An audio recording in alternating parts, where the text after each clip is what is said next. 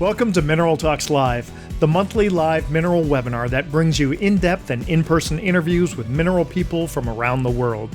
Mineral Talks Live is brought to you by a joint effort among the Mineralogical and Geological Museum at Harvard University, the Paris School of Mines, and BlueCap Productions.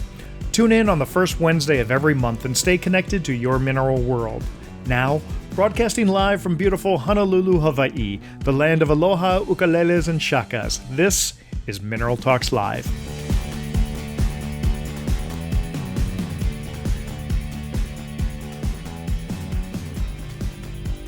Welcome to all our loyal viewers. Today is Wednesday, May 7th, 2025, and this is Mineral Talks Live, your number one mineral talk show on the internet. Now, today is an important day, not only because of our special guest that's on the show, not only because this is our 98th episode of Mineral Talks Live as we continue the march to episode 100. But today, May 7th, is also the birthday for one of our Mineral Talks Live team members, Raquel. So happy birthday, Raquel. Happy birthday. Happy birthday, Raquel. Gracias, Yes. gracias. Indeed. And so we're going to actually make the request that everyone viewing this program go ahead and have a piece of cake sometime today and post a picture of you eating cake onto one of our social media accounts and help Raquel celebrate her birthday today. So for those of you who have stumbled upon this program for the first time, you're starting to wonder, what is this all about? This is Mineral Talks Live, the monthly mineral talk show where on the first Wednesday of every month, we sit down face to face with some of the best curatrix, curators, collectors, dealers, miners, researchers, artists, and media people in the mineral world. Our goal is to have an open and casual conversation with our guests so that we can all be more connected with one another. If something you hear on the show sparks an idea within you and you end up having a real life conversation with one of our guests, well, then we've done our job. And when I say we, I'm speaking, of course, of our birthday girl, Dr. Raquel Alonso Perez, the curatrix of the Mineralogical and Geological Museum at Harvard University, Dr. Eloise Gaillou, the director of the Paris School of Mines, who celebrated her birthday last month, and of course me, Brian Swoboda, president of BlueCap Productions, and future birthday boy. That's the Mineral Talks Live team, and yes, we are a majority female-owned endeavor, and I'm darn proud of that. And as I said earlier, this is our 98th episode, so if you missed any of our past programs, you can always catch the rebroadcast on our Mineral Talks Live YouTube channel at www.youtube.com/@MineralTalksLive. And when you visit our YouTube page, remember to click the subscribe button so you can be notified whenever we post a new episode. Today, I'm coming to you live from my studio here in Honolulu, Hawaii, while Raquel is on the other side of the U.S. in our office at Cambridge University. And Eloise is currently on holiday in the Netherlands. So with just the three of us, we're already an international show. But you, our viewing audience, makes it even more so by tuning in from wherever you are. In fact, if you're watching this live, go ahead and use the chat feature at the bottom of the page to tell us where you are right now. That chat feature will also allow you to send messages to everyone watching the live show. So we encourage you to be as active as you'd like in that chat. And while our guests and I generally don't see the messages during the conversations, throughout the show, both Raquel and Eloise will be monitoring the chat area and will be very active there. Occasionally, they may even interject a question or comment to us during the interview, so don't be shy if you want to ask something. And if you happen to have a more in-depth question for our guests, go ahead and use the Q&A feature, which is located next to the chat icon, and we'll get to those questions at the end of the show. Finally, towards the end of the program, you'll see a window pop up on your screen. This is our quick fire 5 questions segment to see how well all of us know our guests. So test your knowledge, play along. Who knows, we may have a good icebreaker for you the next time you see our guest in person. And when might that next time be? Well, certainly at the Denver show this September, as today's guest is actually based in Denver, Colorado. He's as stoic as the Rocky Mountains near Denver, and he's got the facial hair to be considered a true mountain man. And actually, make sure you stay till the end of the show because our guest has promised to shave off his legendary beard, just like I did, right here on our show. Ladies and gentlemen, a man who really needs no introduction, the irrepressible CEB, Chief Executive Bunkie of Dave Bunk Minerals, Mr. David Bunk. Hey, Dave, how you doing, buddy? Doing well. I'm glad you gave me a new title. CEB. I can't wait to see the shaving episode. So, are we that'll be interesting. I'll be waiting for that too. Dave, whenever we do a program like this, we always like to start our interview by turning back kind of the hands of time and talking about where our guests began. Now, tell us about where you were born and you grew up, because I always assumed it was Colorado, and I was wrong. So fill us in. So I was born and raised in central Kansas. My family was basically wheat farmers, and grew up on a farm until we moved to town when I was 5 so I could go to school easier. And from there, I lived in Kansas until I was 16, at which point I moved to Colorado to live with my dad in Craig, Colorado. And what was your dad doing in Colorado? Why did he end up moving there? He worked for a car dealership in Kansas City, and he was offered a management job. So he moved to Craig to manage the Chevy dealership there. And so what was your first impression when you moved to Colorado? I mean, you ended up living the rest of your life. You're still there. Something about Colorado, did it speak to you, or what happened? Well, Kansas is a great place to grow up, but there's no mountains there. So it's a little bit nicer here for me. I like the weather. I like the mountains. I like basically everything about it, except the big city part. I hear you. Mm-hmm. Okay, so and Craig was a small town. Wasn't Denver. This is a town of maybe 15,000 people. Right. You're in what is it, Avara? Arvada is where our shop is located. Oh, okay. And we live in the mountains west of town. Gotcha. All right. So that's kind of cool. You're out in the suburbs. It's not so crowded, yet you're close enough to Denver to be able to get whatever you need. That's right. Awesome.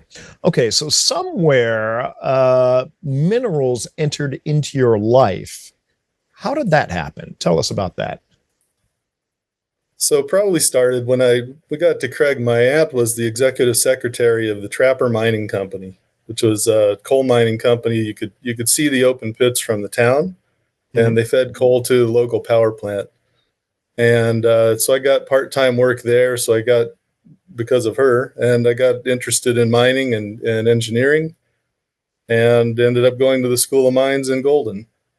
And from there, geology courses and whatnot, and it sort of sprung from that. Okay, so you were on the course to be a geologist, and when did you start collecting? I was on a course to be a mining engineer, actually. Okay, a mining engineer. Thank you. Yeah. And the first thing I ever remember collecting, I actually have it here with me, is a garnet that we were taking a mineralogy course, and a friend of mine and I would usually finish the lab part really early. So we had actually permission to leave after we were done, and we'd go up to Golden Gate Canyon outside of Golden, and we dug these pegmatite dikes off the side of the road. We have no idea what we were doing. And the only thing I ever got, I'll just show you because it doesn't take long, but it's just this ugly little garnet. That is the best thing I ever collected in those days. I love it. And I love that you still have it. It's the only thing I have from those days. Nothing else was worth keeping. It was all just garbage. Okay, so you pull that out, and what was your response to that? Like your emotional response to that? Oh, it was like treasure. Couldn't believe I found anything that was an actual crystal. But it was the only one that was any good we ever got. Okay, so treasure, it wasn't so much the value of it, but that you were looking for something and had discovered something. Yeah, that's a fair way to put it. Yeah, we finally found what we were looking for. It's actually worth digging all those holes. Mm-hmm. And so how old were you when you did that? It must have been like early 20s? Yeah, I was probably 22, something like that. 22, 23. Mm-hmm. And so when did you start collecting in earnest? So it took a break from going to school, and I went to work at a mine in Leadville, Colorado, called the Black Cloud Mine. And I was on the engineering staff there. And most every day I had to be underground and surveying different mining areas, stopes, to pay contracts to miners. And when I went into those stopes, it was usually right after they'd blasted. So these open pockets were exposed and no one had touched them, and gave me an opportunity to collect minerals from those open pockets underground. And I ended up amassing I amassed a house full of minerals. They're everywhere. I took a Playmate cooler full home almost every day, Oh my and God. it was heavy. It's galena and pyrite and sphalerite, and it was all I could do to stand up straight carrying that thing. And were you allowed to collect, or was that a bit frowned upon, or did they not really care? We were allowed to collect, but for only personal purposes, so we weren't allowed to sell anything. So of course I discovered I could sell them after that. And Okay, did it so anyway. somehow, if we're following the Dave Bunk timeline, mining engineer, you're cleaning out pockets, taking your igloo cooler full of specimens out of the mine.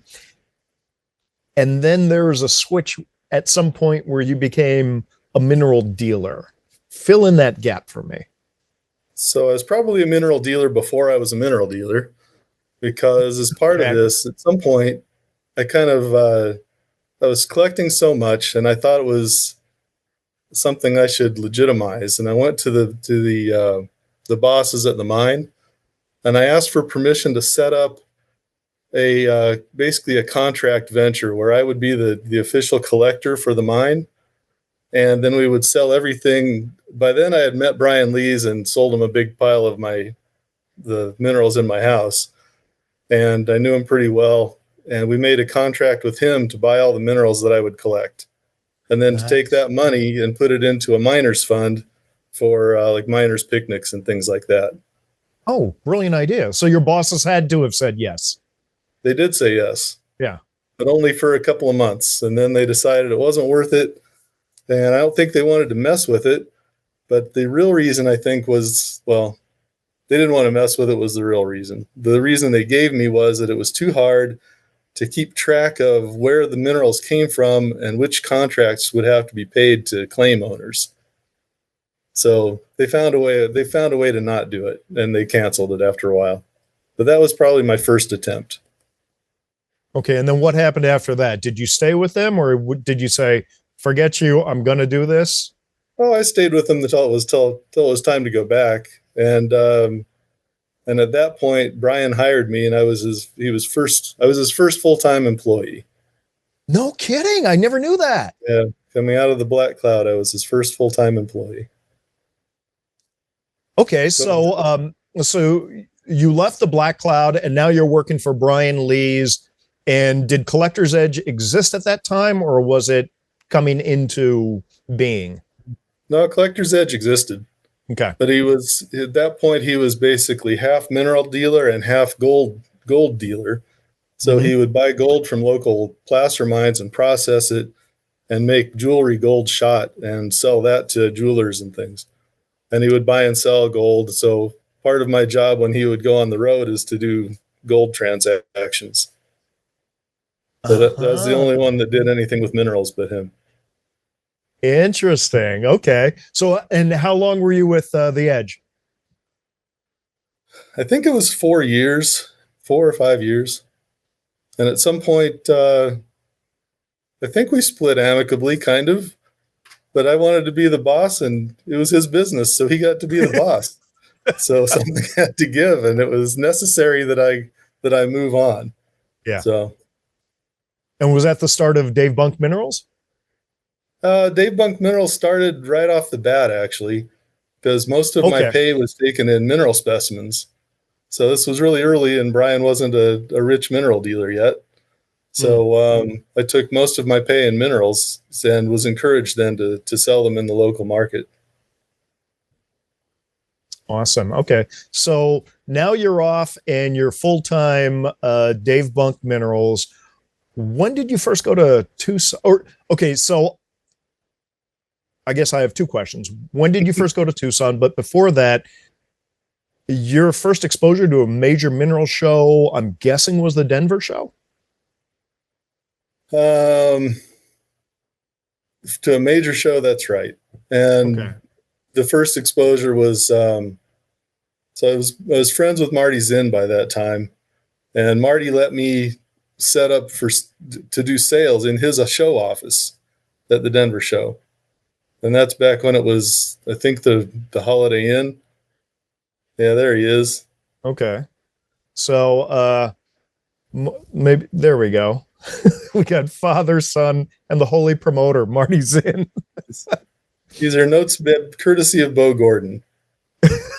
And that's Bo on the left there, right? That's Bo on the left, yeah. He was Gendon Minerals. He was a very, very important thumbnail dealer at the time. Right on. Okay. Well, that's Only one I know interesting. that specialized in it. Okay, that's interesting because that pays forward into some things that we're going to talk about a little bit later. But okay, so you're set up in Marty Zinn's office there at the Denver show back when it was at the Merchandise Mart, right? Or no. This was a Holiday Inn. This was at the Holiday Inn, yeah. The Merchandise Mart is where the main show was. Right. And Marty and a partner of his started these satellite shows. Of course. And then when was the first time you did Tucson? So I did Marty's show when I was still working for Brian.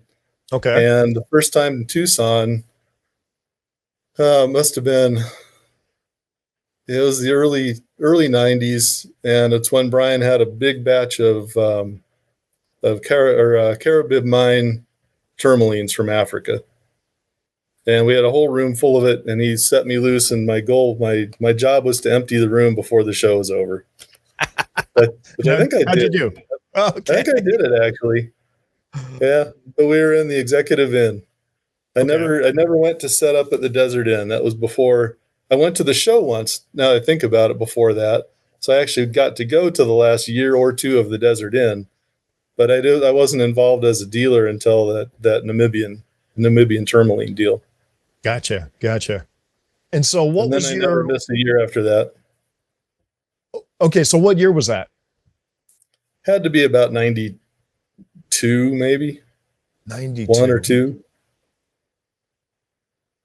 Maybe 90. You know, just in my mind, I mean, I've known you in the mineral world for so long, it seems like you've been, involved even longer than that. But yeah, I feel like I'm the youngest of the old guys.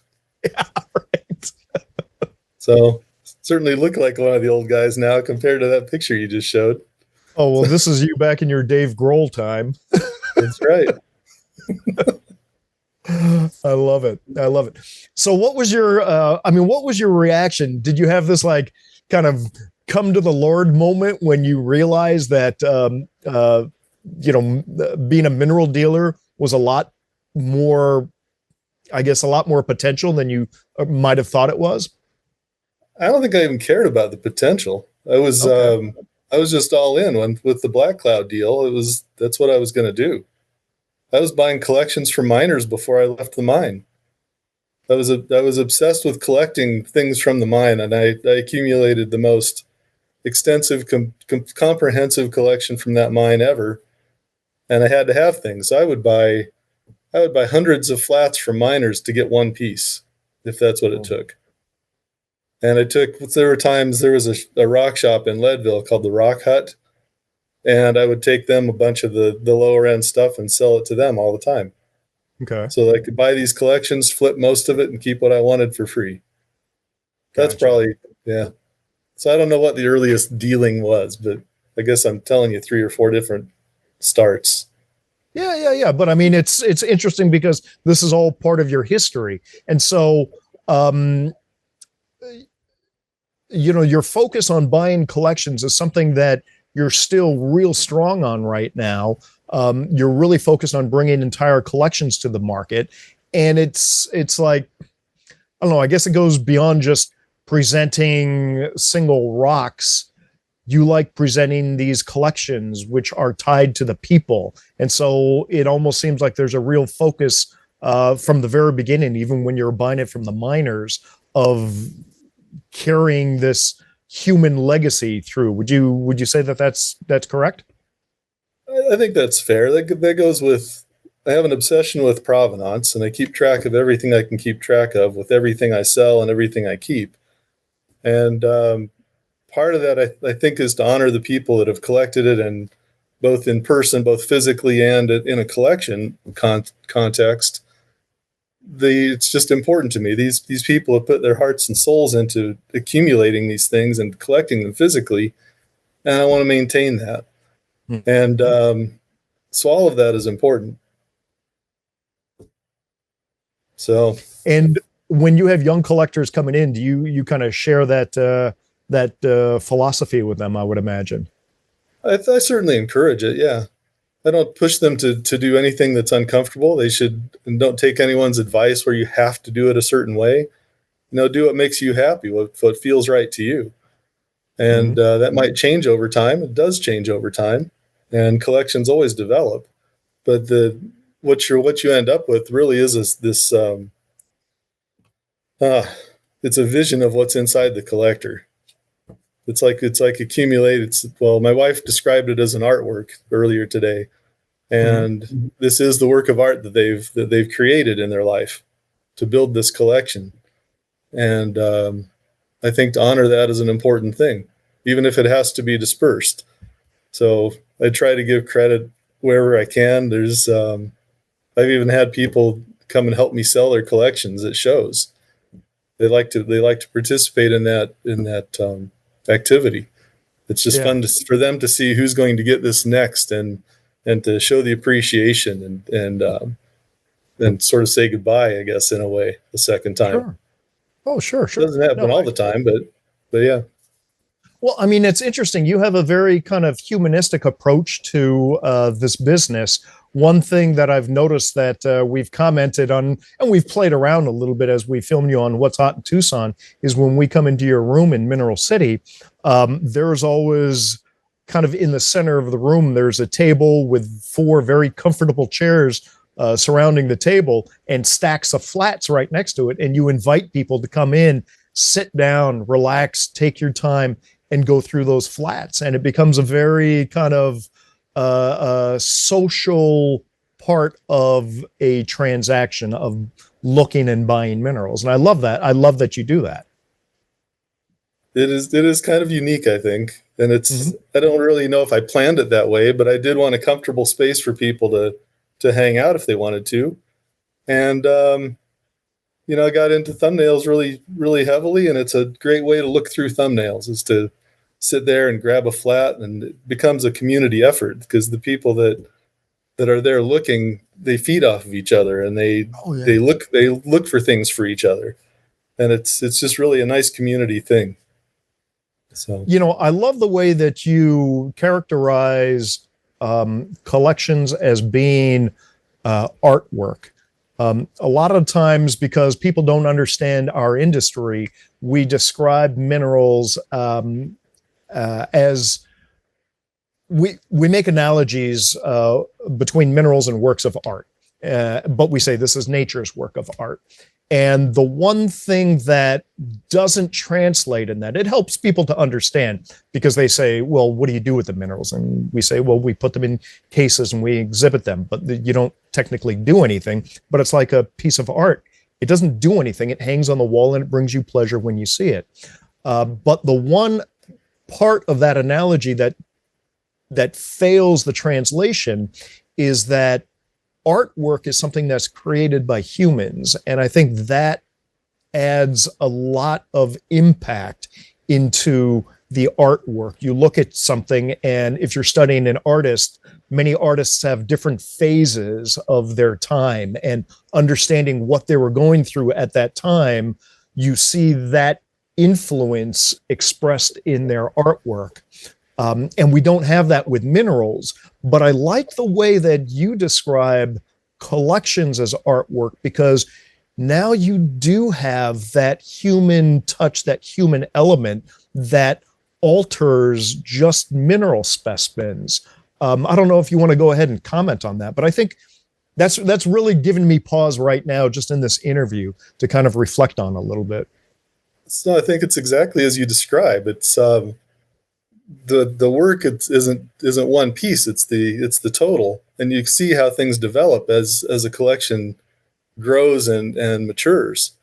And so sometimes people dismiss what they did earlier, and they just focus on what's now. But some people keep everything forever, and it's part of their life. It's a record of their life and a record of their collecting history. Mm-hmm. So even if they don't want the earlier stuff anymore, it's just part of the whole, and they it's important to them. And other people dismiss it entirely and have 10 rocks in their collection because Right. it's important to them, and it's the vision that they have. So yeah, the work is a work of art as well. I love it. At some level. It's a weird way to put it, maybe, but it's certainly a work.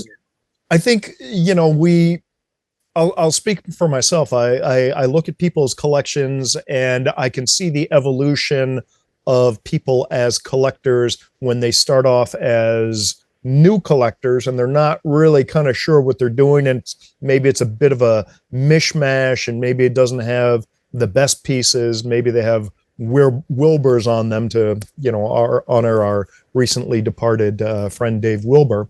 But then as they become more sophisticated collectors, you see better specimens, you see maybe a more focused direction that they're having, you see them collecting maybe different specimens because of a different reason, but you see that evolution. But I've never actually thought of it as kind of almost a tapestry of a person's influence in the mineral world. That's very kind of profound, if you will. Mm-hmm. So it's not just an artistic thing either. It's a knowledge-based thing as well. You learn about these things and your interests develop and change. And mine's changed dramatically over time. I've kind of been stuck in Colorado minerals, and I love that. Mm-hmm. It might seem silly to define a collection by a geographic boundary, but it works for me, and it's just interesting. Other people are chemistry related or totally aesthetics or sure only things that they field collect, but they all build in a different way, and there's times you can just get out of all of that. The garnet I have that I'm still happy to keep, I don't have anything else from those days because my collection has developed and it's gone. And my collection changed from collecting only the black cloud to, as I learned more, to Leadville in general, and then to all of Colorado. And mm-hmm.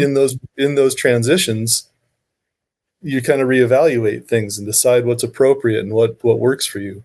So I've, for instance, traded 3/4 of my black cloud collection to the School of Mines for one piece because I just didn't want to give it away completely. So I traded for one piece, but I didn't need to be that comprehensive with the current direction. But I wanted the School of Mines to have this comprehensive collection because it suited the museum's collection and focus.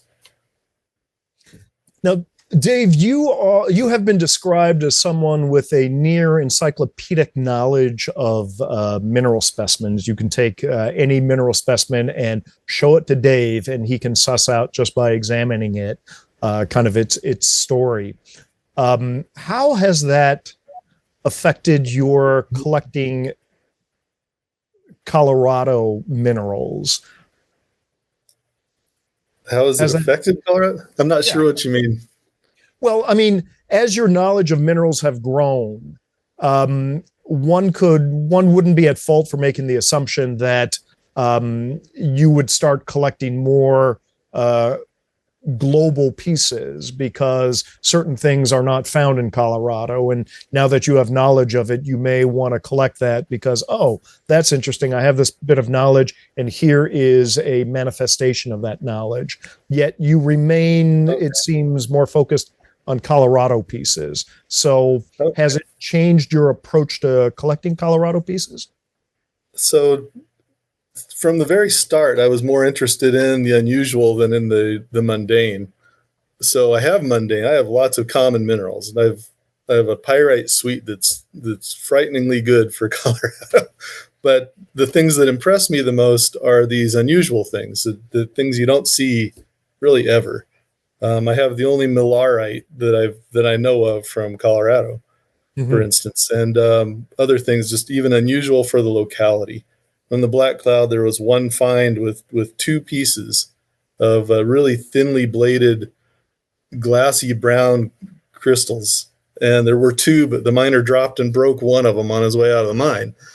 I have the other, but it's totally unique, and there might be better barites, but it's just really good and unique, and that's more important to me. And rare minerals also. So I obsess about things like cameronite from Vulcan, and which is this copper silver telluride, and discovering those things. And I'm on my microscope daily, looking for unusual things to come out. Does that mean I would ever collect worldwide stuff?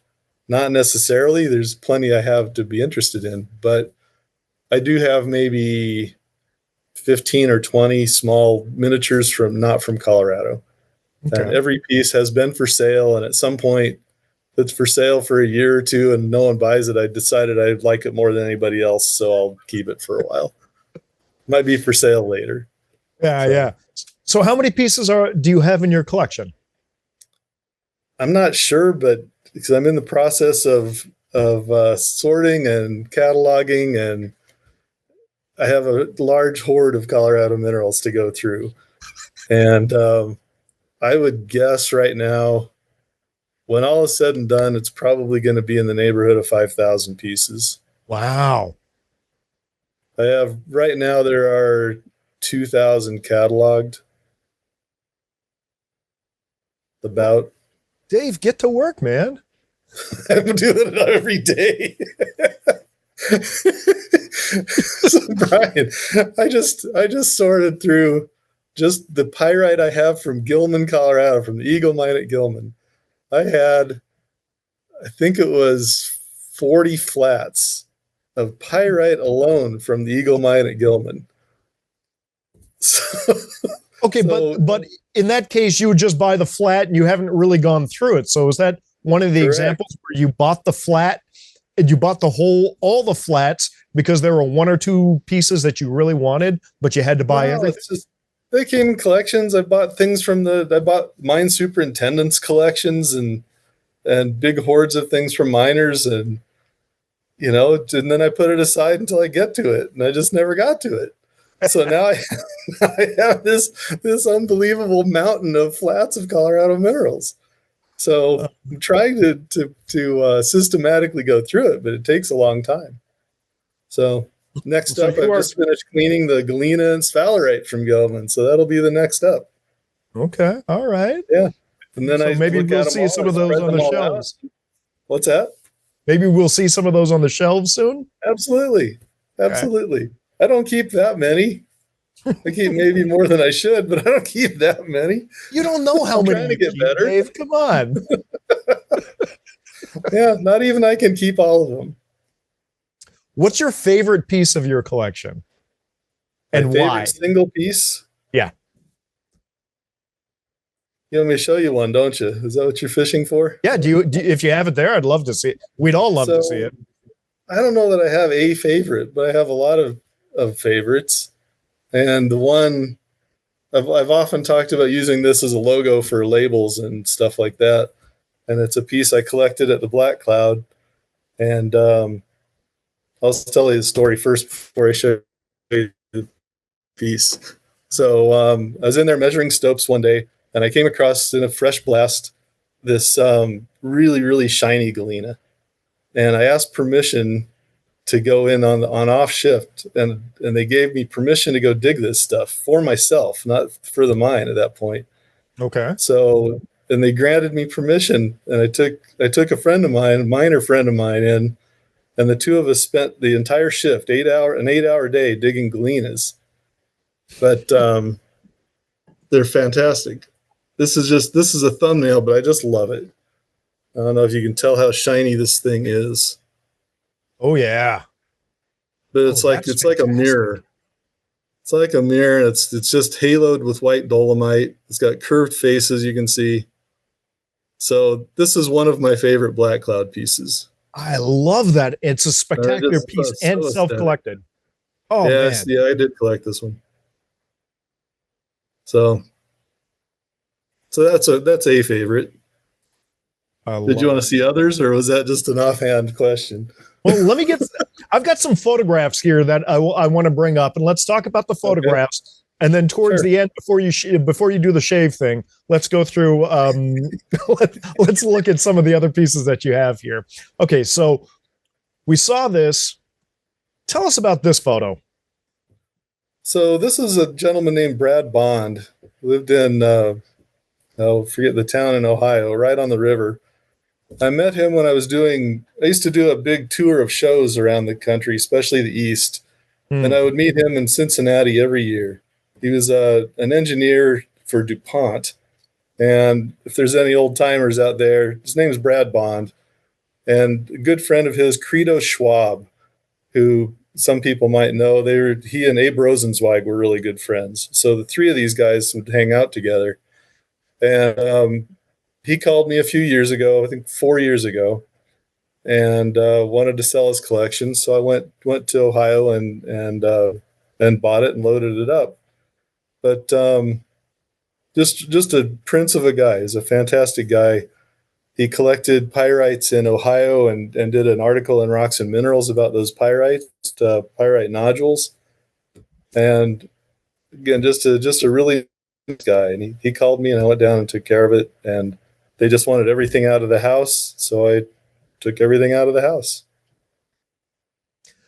Well, when you're buying entire collections like that, it's got to be a very emotional thing, and there has to be a lot of trust that has built up, I would say, maybe over the years for them to let go of something like that. So do you buy it outright, or do you take it on consignment? So I bought that one outright. Sometimes I try to buy everything outright. It's just simpler that way.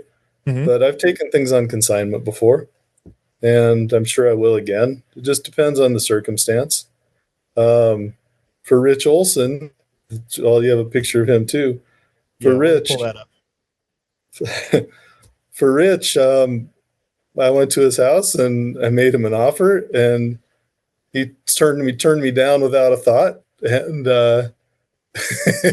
and it was very clear that he knew he was going to turn me down before I ever looked at it, because he wanted to do a consignment, and he did better. As it turned out, we premiered his collection at Tucson at the Westward Look, and he made more money in one day than I offered him for the whole collection. So he made the right choice. But not all collections work like that, and he was a good beneficiary of that one. And he's been really great to work with the whole time. And the biggest issue with the consignment is people tend to be, they accumulate these collections their entire lives. And the expectation sometimes is that you can just sell it all right away. And it doesn't work like that. Mm-hmm. And Rich did not have that expectation. He knew full well it was going to take years. Yeah. So he's been really easy to deal with. I think that's true of any kind of collectibles, where you have it and you think you're going to sell it right away, but if you are looking to sell it quickly, you are at the disadvantage. If you can wait, then you're going to get a better dollar for it. So now, so you went to his house in South Carolina, right? North Carolina, right. Mm-hmm. And so, because now, let me share a story about Rich Olson. Way back when, in the early days of BlueCap Productions, I had the idea of taking thumbnails and filming them full screen. So I would have to get special lenses so that I could fill the screen with this tiny thumbnail piece and then have it rotate 360 degrees. And while it was rotating, we would hear from the collector the story behind that specimen. And I needed a bunch of equipment, and I needed to get this thing going. I couldn't do it on my own. And so I was talking to my friend Jim Horan, and I said, if you can find someone who would be willing to invest and buy the equipment for me, then I'd be willing to kind of launch this as a series.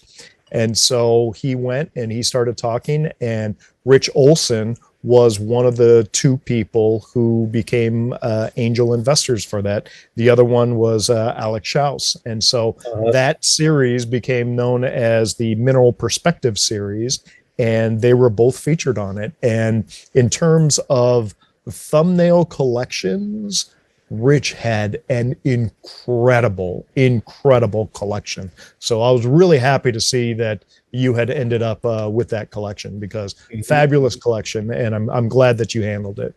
Thank you. Yeah. Yes, it was the quality of those thumbnails is just unparalleled. It's fantastic. Oh, Just fantastic. And I could fully see you going down there and making that the bid that was down at his beach house, and he's just nope, Yeah. don't need it. It would, and it wouldn't have mattered what price I offered him. Right. It wouldn't have mattered. He wasn't going to take it anyway. Exactly. I could have offered him 3 times as much. He still wasn't going to take it because he had already decided it wasn't going to go that way. I love it. That's fine. But it was really funny at the time. It's like, okay, what we're going to do. But I still ended up taking it all with me, so it worked out fine. Superb. And is he back into collecting? Is he building a new collection? He never really quit. He just he transferred over to North Carolina Minerals. Oh, okay. So to our earlier discussion, I mean, he built this gorgeous thumbnail collection, and his interests changed and his priorities changed, and now he wants to focus on North Carolina. Fantastic. He's got some great things. I have to see his collection. I haven't seen him for a few years now, so I don't think I've seen him since before COVID. So I'd love to run into him again. All right, let's pull up another photograph here. Tell us about this guy. So this is Jean Labarge, which a lot of people would know, probably. Again, old timers would know him. He was an associate of John Barlow. He used to work a lot with John, but he had his own collection, really heavy in Wisconsin minerals, and but he had a general collection as well. He liked to travel to Maine, and he'd buy tourmalines every time he went to Maine. Okay. The piece he's holding is one of the best chalcosites from the find that where was the stuff? Yeah, the Flambeau. Mm-hmm. So, and he was right there and went to the mine. And I'm not sure if he got this from a miner or if he got it from Geoprime. Was dealing with those, but it's fantastic piece. It was the best piece in his collection. Superb. So you got his whole collection? I bought this one with Don Olson, actually. Okay. So, and that was an interesting experience. It's always, to deal with another dealer is can be really rewarding, and it can be frustrating as well. Different styles going into things, but usually it works out if there's good people involved. It worked out with me and Don on this. It was really good. Yeah, Don's a super guy. Hey, so speaking of other mineral dealers, I have to pull up this photo. And I'm sorry, I thought you guys were all dressing up as sailors here. No, just Bubba's. Just like Bo said. So Bo Gordon, the guy in the center, was in charge of his local club show one year in Rome, Georgia, and it was just a local thing. I mean, no one of anyone you would have heard of would go to do the show as a dealer, and he decided he wanted to pick it up a notch. So he asked, all these people in this picture to come and do this show. So we all did, because we loved the guy. So there's Leonard Himes and Callan Carruth, and Brian Lee's behind them, and Bo in the middle, and Bernie Kowalski worked for Brian, and that's me on the right. But at the end, he wanted to do this Bubba's thing, which was a little bit weird, but it suited his personality. And this is back when Brian Lee's was also making pastries, correct? When he was doing what? Making pastries? Yeah, on the side. Yeah, okay. Because I think that's his pastry making outfit there. Yeah, there was gold and minerals and pastries. I love it. All right, I think this is the last photo I'm going to pull up. This is from Wayne Thompson. But Jesus, tell us about this. So that's me. It's not Wayne Thompson, but no. Yeah, right. So what happened? So Wayne and Gary Hansen made a trade with Harvard for there was a gigantic, like a 1.5 foot size piece of Proustite from Chanyorcio in the drawers, and he traded. I think it was a batch of Kalahari minerals, something like that. That was Okay. really an exceptional suite. And the idea was they were going to take this big, huge Proustite and that was all busted up and trim it down into several pieces. And Harvard was to get their choice of the pieces that were trimmed. And I think it's on display still. Fantastic piece. It's maybe, I don't know, 6 or so inches across, and with great Proustites and white calcite for contrast. And then they trimmed the rest of the rock into these smaller pieces.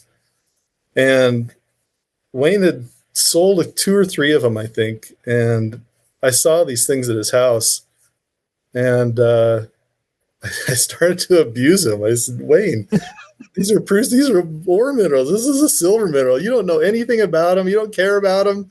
You should sell them all to me. Go back to your aquamarine. You want these things. So ultimately, I convinced him to sell them all to me. And this is me after I got them, obviously as ecstatic as maybe I've ever been. Oh, And, good job. So it's probably the best batch of Chanyorcio Proustites to ever be on the market since they were collected. Did you ever Martin keep any Ehrman of had those? a bunch when they were first coming out. Did you keep any of those? I did not. Okay. Not from Colorado. Not from Colorado. I know. Okay, so No, sold them all. all right, Mr. I think Colorado. I have 1 or 2 of them back. I think I've recovered a couple from other collections. Okay, and then you've sold them on again.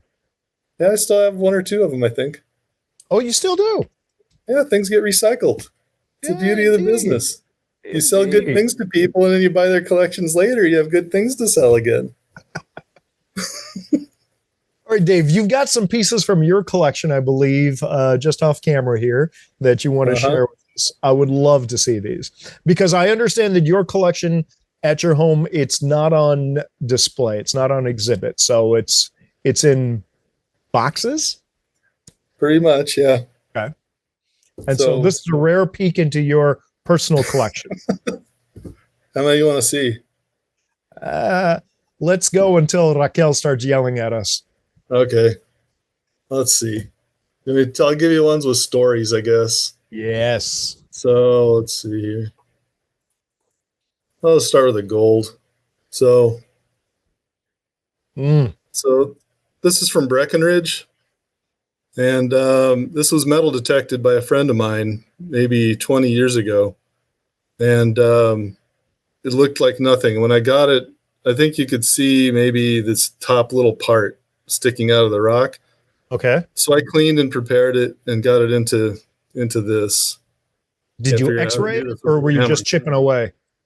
No, this one I didn't x-ray. I've got another one that's a lot bigger that I have x-rayed, and I just haven't finished it yet. But special piece. There were guys metal detecting in Breckenridge and Leadville, and still are. So I was buying rough pieces from a lot of these guys, and this was the best one that ever came out from the trimming process. Superb. So great job. Yeah, let's see. So there was a time when Wayne Thompson was mining the Red Cloud. Mm-hmm. I bought essentially everything he was letting go of that wasn't the top piece, and I was marketing all that. And I kind of hoarded them until at one point Brian Lees got in there and did the same thing. And I basically made him an offer for everything I had. I told him that, look, you can either get these or I'll sell them too, and you probably don't want that. So I just trade them to you, and I'll trade them for Sweet Home rocks. But nice. My early friend and mentor, George Robertson, mm-hmm. who had worked in the Sweet Home for a bit, just helping out, and he collected 2 pieces that were really special to me. And I still don't really understand why he did it, but Brian let me, like, he has a heart actually. And he let me trade for these 2 pieces that were just special, personal to me. And this one is probably the best tetrahedrite that ever came out of the mine. Let's see if I can show this thing. Superb. Trying to just figure out this camera is not easy. There we go. But it's 1.5 inches on edge tetrahedrite with blue fluorite. Fantastic. And then from the same deal, this one is fluorite on bornite from the Sweet Home. Whew. And stacked cube octahedrons. You know, nothing against rhodochrosite, but I love seeing spectacular pieces from the Sweet Home that are not rhodochrosites. Yeah, me too. These are my favorite things. Those are I have fantastic. really good rotos too. I didn't bring any to show you because I figured other people would do that. But I did bring. So I still have this Leadville obsession, and Climax mine is close to Leadville, so it counts. And this is a Climax piece.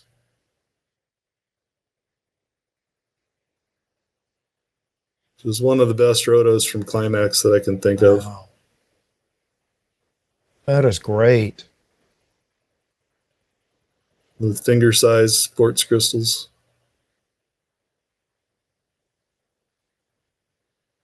I'm looking carefully on the edges of the roto for any kind of damage. There's a little bit over here, but that's yeah, right here. Right? No, there's a little chip right here. Okay. But it displays like this anyway. Ah, man, superb. And I'm not quite as obsessed with perfection on a piece like this, because it's just a significant locality piece. Mm-hmm. And here's another Climax piece.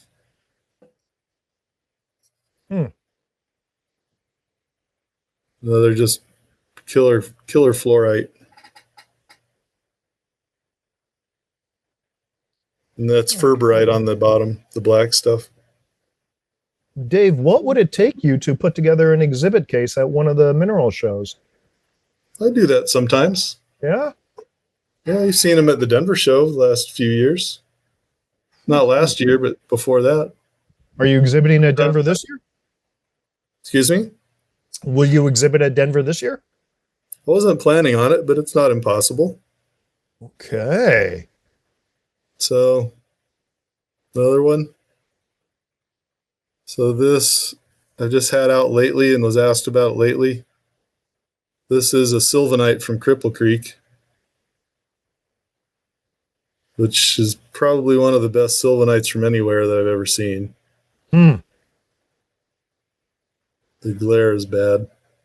You got to be a geeky collector for this stuff. You like the pretty stuff too much, Brian. Hey, I like the people too much. That's the thing. It's like, There you go. I like the stories behind these things. That's what drives me. Let's see. Well, I got a couple more I pulled out because I didn't want to irritate Eloise too much. This is a crystallized silver leaves from Boulder County, Colorado. Wow, I love that. And this is one of the best silvers I know of from the state, for my taste anyway. You do this. Now, this came out of a collection, not self-collected, right? Correct, yeah. None of these were self-collected. Okay. Superb. And let's see, the last. This is a tiny little thing, but I love the Sunnyside mine in the San Juans in Silverton. I don't even know if I can show this. Let's see if I can get it. But this is a helvite from the Sunnyside mine. It's brilliant canary yellow. It's a tiny thing, but the crystals are gorgeous. That's fantastic. And this is the kind of thing I really like. I mean, these unusual, never seen them before, not run-of-the-mill things. I think that's a perfect description of the pieces that you showed, and the pieces that you showed are a perfect expression of the way that you describe your collecting style, which is unusual, not something that you would normally see. I mean, of course, anyone knows that If you're a Colorado collector, you're going to have some amsonites, you're going to have some rhodochrosites, and you haven't shown us that, but you've shown us some killer pieces. I love it, man. So what's on your dream list? What's something that you're hunting for or that you know exists and you're trying to acquire? I know exists. Huh. You should have warned me about that question. I got to think about that. Some of these are just off the cuff. Uh-huh. Let's see. God, I've got really good examples of most things. It's the kind of thing that you don't know until it shows up. Yeah. But what exists? And the helvite I didn't know existed. And here it was one day. I just got a garnet from the Henderson mine that I didn't think was possible. That's I could go get it, but it's an inch plus across on pyrite, and nothing like that comes from the Henderson. How long would it take you to go get that? The garnet? I'll see. Yeah. Just a few seconds. Okay, while you're doing that, let's go ahead and launch the poll. And for those of you watching, these are 5 questions about Dave. There are 2 answers. Check the one that you think he's going to answer with. And Dave, when you come back, I don't know if you can even hear me. I can hear you. Okay, when you come back, there's going to be a little pop-up screen on your computer. Go ahead and close that pop-up window. Don't even look at the questions because you and I are going to go through the questions live. Okay, so I should close it, you're saying? Close that little window. Yeah. Don't close. Okay, good. All right, let's go back to Dave, and you've got your garnet. So here's the garnet. Oh, dude, that's awesome. It's massive pyrite. Let's see if I can get the angle right. Kind of move it more in front of your face. In front of my face. That's good advice. That worked last time. As beautiful as you are, we're looking at minerals right now. Yeah. You were born to be a promoter, man. But yeah, this thing it's just unprecedented. I've never seen a garnet bigger than the tiny ones down here from this mine. Wow, it's that totally is unprecedented. So yeah. So fantastic. Things still pop up. I didn't even know I was looking for that until I found it. And that's how it works a lot. What's the future of the Bunk collection? So it's going to continue to be processed, and I need to sort through my hoard, and I don't know how many years it'll take, but when it's complete, I don't know. When I'm done, I'm not sure what should be. I have a tendency to think that that strong locality collections are nice to keep intact if you can, but it doesn't always work that way. I think general collections are this artistic creation of people that's important in its own right, but it doesn't necessarily mean so much after the fact, after that collector is done, as a locality collection does. That being said, probably the ideal home for mine ultimately would be the School of Mines collection, because I think it's the strongest in that respect. Yeah. But if it doesn't work out, it doesn't work out. You can't always choose what happens. So, well, I was thinking if the collector is gone, your family has to deal with things. Sure. And then it's just a reality. Well, I was thinking the same thing, that School of Mine, it'd be great to go to the School of Mines and see it there. Mm-hmm. But if not, and it makes total sense, at some point it may be dispersed and it may never exist as a collection again. If only you knew somebody that published books. I hope she's not watching this. I think... Wait, is she coming out with part 3 of the Schmale collection now? Actually, it is printed now. It's printed now. Okay. It's printed and being bound, I believe. I can't wait to see that one's done. So maybe there's a 5-part Dave Bunk collection. Yeah, but I don't want to pay her to do it. It's a little different. Yeah. We'll get the School of Mines to pay her to do it. I don't know. Maybe. So I did pay her to do the Minette collection book, and she had Well, mentioned okay. too. This is the expression to the earlier conversation. She even mentioned this. That is the expression of someone's collection in print, Yeah, and it's really a fantastic little book. it And it's is. not And it's, it's not a sales catalog. It's an actual book with actual stories and articles written by different people. Rock Courier, I think, wrote in it. Paul Powat wrote in it. It's just really a nice thing, and it's a really good homage to that collection and the collectors. So absolutely. And for those who don't know, it was a little-ish book, not terribly big like yeah, that, not terribly thick, but incredibly well done. And I remember, I think it was released at one of the Denver shows, and I picked up my copy there. And that was at the same time that you had acquired the Manette collection. right. And did the book precede the sales of the collection? I don't remember if it came out before or after, but Okay, yeah. it was around the same time. And she almost wouldn't do it. I had to beg her to do it because she was so opposed to just flat out vanity. So it's not, Well, I don't want a vanity book. I want an actual book about these people and what they've done. And well, it's so it might impressive. have felt like a marketing thing for her, and Yeah, and we're talking about Gloria Stabler, obviously, and so right. she is very careful about, making sure that that a book is being published for the proper reasons, not because Yeah, my husband has the collection and he's going to sell it, and so this is going to increase the value of it. That's right. totally We against. weren't even a couple then. Really? Yeah. Okay. But no, she really didn't want to do it. I had to convince her that this wasn't just pure vanity. It wasn't a sales catalog. I actually want something to just do these people justice. Yeah, Then, and in the end, I think she was very proud of the book. she For the she got so reasons. many positive comments after the fact that people would buy. They bought it and went and read it on their way home from the show, and she heard from a lot of people. It was Yeah, really a nice thing. no, it was a great So, book, and the Minettes were some mhm. wonderful people. Yes, they were. Jim was a little crusty though. We're all gonna get there. Oh man. No, have you ever heard stories of them, of Jim's collecting? Well, he was based in Boron and did a lot of collecting there.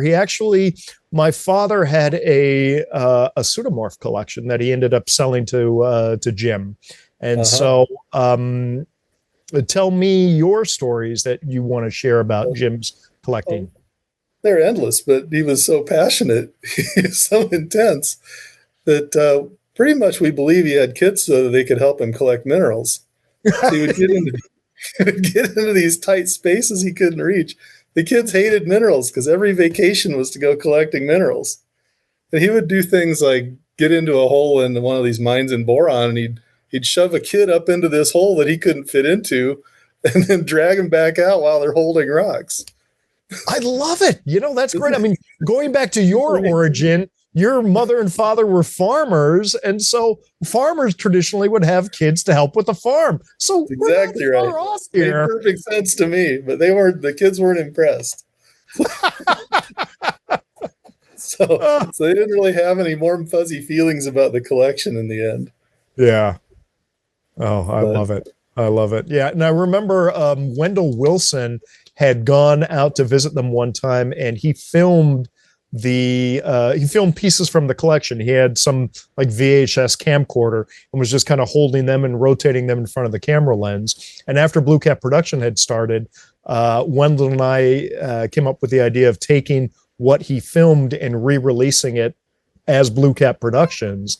And to this day, it's the only video existing of the Minette collection. And I think it was the best record of the collection prior to Gloria's book coming out. mhm, Yeah. very good. Dave, we are well past our hour. We're 6 minutes past, and I'm very grateful that Raquel hasn't spoken up yet. Maybe it's her birthday. Maybe she's having a celebratory drink. But we are at the point in the show where, oh no, there she is. I think she just woke up. see you're stretching. We're at the point of the show where we're going to do the quick fire 5 question. Now, these are all questions that we've already put up, and all the viewers have gone through the questions. Each question has 2 answers, and they have tried to guess how you will respond to these questions. So I'm about to read you each question. You tell me which answer of the 2 that you resonate with most strongly, and we'll see how well the viewers did. Does that make sense? Have you guessed? Pardon me? Have you guessed as well? I've guessed in putting them together, yes. So Okay. I'm pretty sure I know what the answers are, but I might be surprised. All right. Occasionally I am. Okay, so 5 questions. Are you ready? Sure. Okay. Question number 1. Preferred drink, Scottish ale or Spanish Rioja? Ale. Ale. Scottish ale. Number 2, preferred cuisine, barbecue or Mexican? See, they're not all easy. Day-to-day Mexican. Okay. Best reason for being late to work. You have a flat tire or you have Harper. Harper's better, yes. Favorite July 4th pastime, fireworks or flag cakes? Fireworks. Fireworks. And best old time comedy show, The Honeymooners or I Love Lucy? Huh. You already know the answer. I was thinking. No, I know what you were thinking. I'm thinking it's the Honeymooners, though. Okay. All right. Okay, let's see who's gonna check our answers with the viewers. Is that gonna be Raquel or Eloise today? Can do it. Elo can do the Q&A. Okay. So as I'm hearing, it's gonna be Raquel, right? Can I change to Okay. Rioja on the first one? Suck up. No, I'm serious. I thought about that after the fact. I didn't know what I was saying. Really? Rioja should win the first one. Okay, I let's see how the viewers have answered, and then we may let you change your your answer. So question number 1, preferred drink, Scottish ale or Spanish Rioja? Immediately, Bunk went with Scottish ale, but in reflection, he wants to go with Spanish Rioja. What did our viewers say, Raquel? So I'm going to go with the viewers who suggested Scottish ale. Okay, all right. And just so that we know, Dave can go both ways. Preferred cuisine, barbecue or Mexican? On a day-to-day basis, Dave went with Mexican. What did our viewers say? Barbecue. Barbecue. Okay. Best reason for being late to work, flat tire or a Harper? Dave, after chuckling for a bit, agreed that it was Harper. What did our viewers say? I think by now our viewers know that there will be some kind of tricky questions. So even if they have no idea, most of them went with Harper. Okay, right on. And Harper is Dave's granddaughter, so that was the obvious answer. Oh yeah, maybe sorry. What's that? That maybe our audience truly know Dave, and maybe they do. I'm sure they do. Favorite July 4th pastime, fireworks or flag cake? Dave actually surprised me with this. He went with fireworks. I thought he was going to go with flag cake. What did our viewers say? Gloria makes me make the flag cakes. Well, yeah. Okay. So I didn't. I like fireworks. Technically, you're correct. Fireworks, Brian. Fireworks. Okay. Viewers knew. What's the backstory on that, guys? There has to be a backstory. We need to know it. On which one? On the flag cake. Yeah. So did Gloria send you a picture? No, I found it online.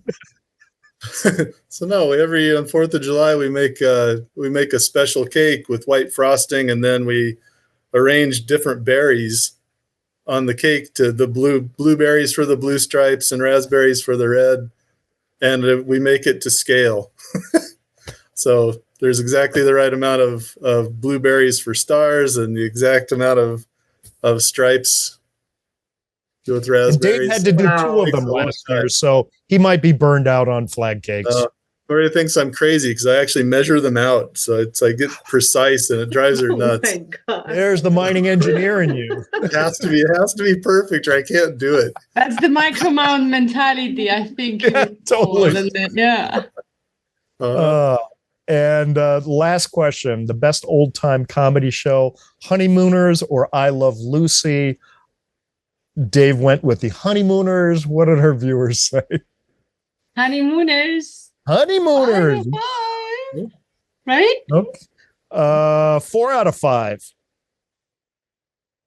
I think the one they got wrong was preferred cuisine. So that is it, viewers. You did it. 4 out of 5. That's exceptional. Q&A. Do we have any Q&A questions? Yes, we do. The first question was actually when we started showing some rocks. The first gold that you showed to us, Dave, how was it trimmed and how was it prepared? These things are very difficult, and it's a multi-step process. The trimming is not too bad. I think it was mostly like this when it broke out. And but it was all covered in iron oxides, and it took successive different chemicals to peel off layers at a time. And I couldn't go too far because I didn't want the gold to fall off the matrix. So it's mostly just acids that aren't going to destroy the matrix. So the shale is really sort of fragile. Yeah, it's a tough one, right? Ways to prepare gold. But, yeah, it is. Okay, so Lydia had a question, but that was way back. So what is the name of the book? I don't know which book she was asking about, but maybe the book you mentioned about the different collectors, maybe. And maybe we can just send the link to the website. I think that's going to be much easier at some point. I will go into the chat and send the link into the website. Mm-hmm. Maybe that was about the Minette collection book. Oh, okay. Yeah, it's just called the Minette collection. Yeah. Richard Stata was asking the question, did you work at the Sweet Home mine in 1992? He visited there and bought minerals out of the bucket on the bobcats that just came out of the mine. He didn't get any prize-winning specimens, but that was quite of an experience. So were you working at the Sweet Home in 1992? So I was working for Brian when it opened, and that was probably in 92. But I wasn't there collecting minerals all the time. I did actually go there and survey the mine before they started to drift off and to go into the pockets.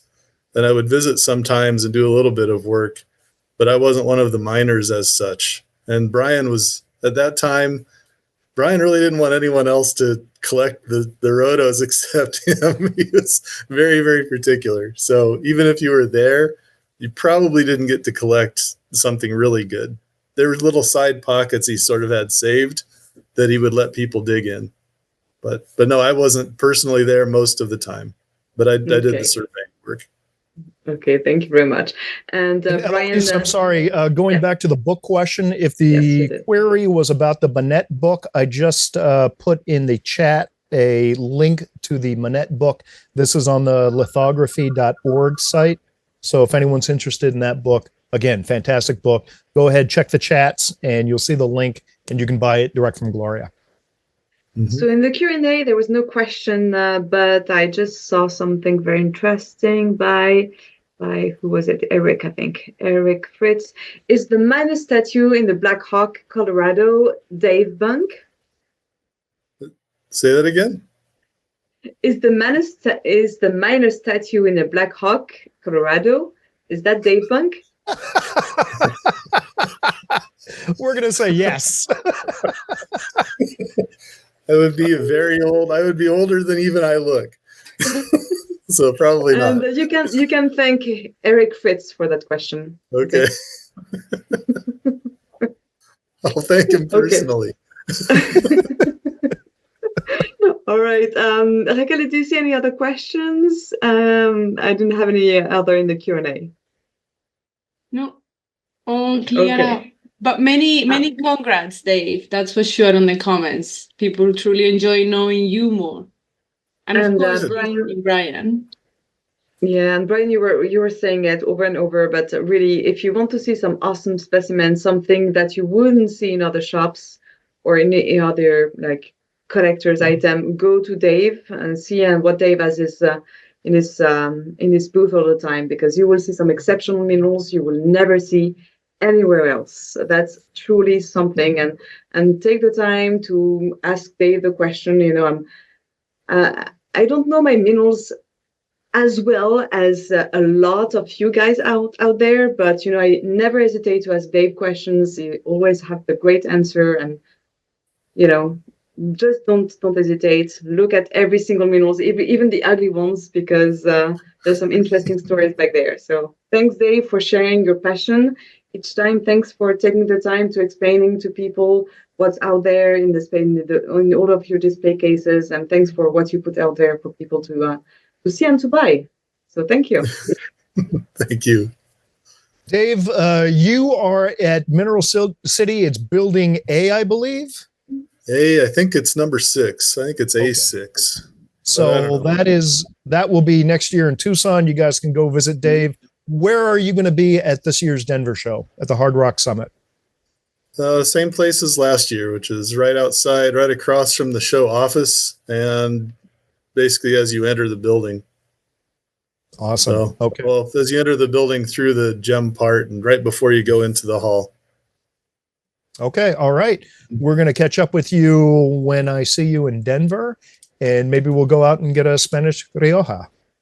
Sounds good. Won't take much. I could open a bottle here, I think. Well, then I can't partake in it, Dave. It has to Why be not? both of us. You can be here. You're coming here. You're not going to be virtual at the Denver show. Oh, no. Okay. Yeah. I'll come to your house. We could have Rioja there. There you Although, go.